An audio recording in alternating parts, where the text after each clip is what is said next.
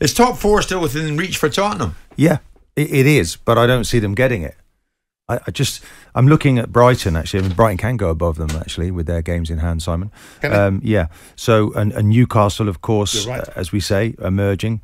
So I think the pressure's really on Tottenham right now, and I think they've got to go, isn't they, Jim, to the likes. So, I mean, just looking at some of their away games, with Everton coming up. Yeah. Then, of course, they've got Brighton, Bournemouth, Brighton and at Spurs. Home, and Newcastle. So, Newcastle away, Liverpool away.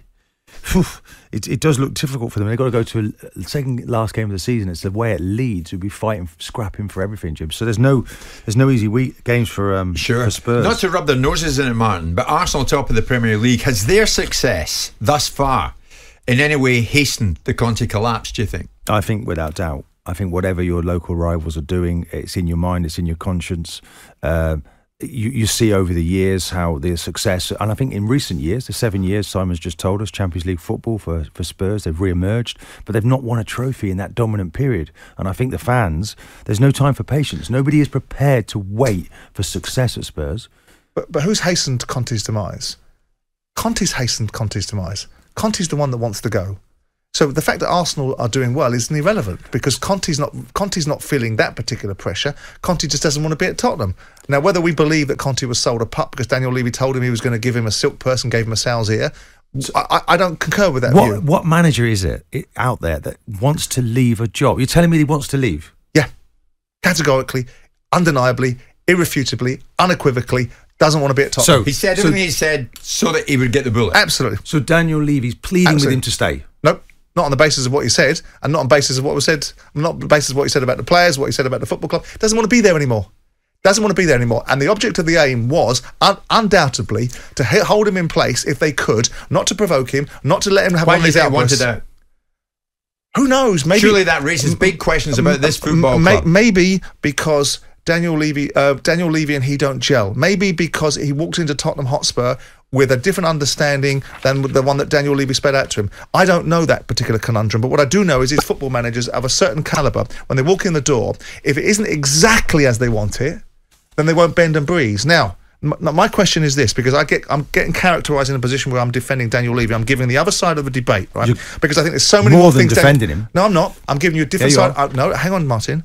I'm giving you a different side of the argument. I would have liked to think that he'll go himself eventually if he doesn't achieve for that football club. Well, he could have done. Set out to he could have resigned, but he wasn't going to do that. If they don't make the top 4, it looks like obviously with the budget they have, top 4 is a given. Martin, if he doesn't make that, if you dislike something, I promise you, mate, as an employee and as an employer, and both guys as I've been, if you don't like something, you've got the integrity. I'm not working for it. I don't want the extra £3.5 million that my contract takes because I hate this environment. He didn't want that. He wanted to set the place on fire because he didn't want to be there anymore. And if you can't see that, then you're being very, very obtuse.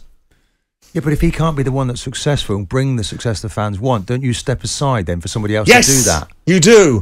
So then you don't worry about getting paid up, do you? You go, I don't want this anymore. No, I'm talking about Daniel Levy now. Oh, so we're talking about Daniel. I'm not talking about the manager. Fine. I'm talking about Daniel Levy. What does because success that's where look we're like? getting to, that's where we're heading towards. Fine. What does success look like? You kept on saying, Simon, Antonio Conte, they've got one now. He's a live one. I did. He's a live one. I absolutely did. In other words, you meant by that, this is the guy who will do them the business. And what I thought was going to walk through the door, I never thought Spurs were going to win the Champions League. I never thought they were going to win the Premier League. So what do you mean by live one? I thought they'd cement themselves in a top 4 and go after a cup this year. And when I saw them play Sheffield United in the FA Cup, I thought, here we go. Here we go, they'll win the FA Cup. Well, they'll get to an FA Cup final. So please explain to me why Tottenham Hotspur didn't beat Sheffield United in an FA Cup game and then move on to perhaps dispatching Blackburn and get themselves in a position where this conversation would have been a moot point. There was no fire in the players, no fire in their bellies, as the manager has said. And that's Daniel said. Levy's fault. You're absolutely right. Well, everyone must point their fingers at Daniel Levy for that. Who buys the players? But the manager sanctions the players. No, who sanctions the players? How many times the owners, and I feel like I'm being put in a position where I'm defending owners, but how many times the owners get put upon by the manager, I must have this player, I must have this player. Yeah, but will the owner listen? Will he listen? Because let's go back to what was said when Conte left. Yeah, when he went out the door and he makes that impassioned plea. It was a plea, basically. Is that what you think it is? To listen to what I'm saying before I go, I have to say this. Oh dear. And he's talking, isn't he, about In 20 years as a man, they've not won anything. He's playing to a gallery. Yeah, but he's also saying that it's the first time that I've not been successful. This is a serial winner of trophies. He would have said it if he didn't believe it. He said it. I couldn't turn this club around. He's using. Why is he saying that? He's using the easy go-to position, and he's right. It's a matter of fact. They only won the League Cup in 2011. 11 players. Daniel now has got fingers crossed, legs crossed, everything crossed that they've finished top 4. Of course. That's his whole motivation. The only reason he tolerated Conte's nonsense before this outburst against Southampton, and if they don't, because he who believed. else did they bring in? He believed. Top manager Conte, first time in my career, not been able to turn it around. I'm left confused by the club, the culture of the club. Why did he leave Chelsea? Well, he won a Premier League. And but after that, why did he leave Chelsea? You tell me. I don't know, mate. Maybe he's a difficult bugger to work with. Well, he's a 2-year man, isn't he? Well, that's your argument. But the bottom line is... Then he went to Inter and won. And he went to Inter Milan and won. He's a winner, Simon. And you said he was a live one. And I absolutely just believe... not at Tottenham. But I never... Seems nobody is. Okay, I understand what you're saying, but I never said Tottenham were going to win the Premier League. And I never said they're going to win a Champions League. So which part of the argument of Tottenham Hotspur, when Conte Does there ever come a time this club that is used to Levy it himself is under pressure? All the time, I suspect. All the time. That his position at the club.